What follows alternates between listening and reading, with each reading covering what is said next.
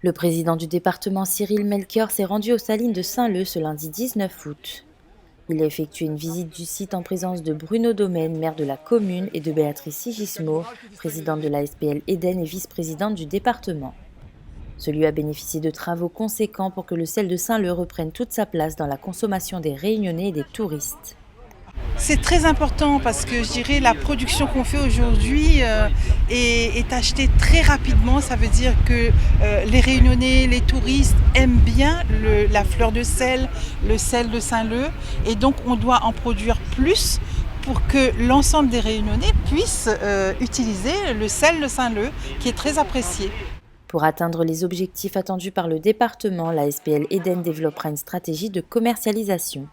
Pour produire plus de sel, il faut d'abord réhabiliter les bassins. Vous voyez qu'aujourd'hui, il y a une surface là qui représente à peu près 20% qui a été remise en valeur. Mais si on remet en valeur tous les bassins, on pourrait multiplier par 5 la surface d'exploitation. Deuxième condition, il nous faut du personnel qualifié, du personnel formé. Et ça, on a commencé à le faire.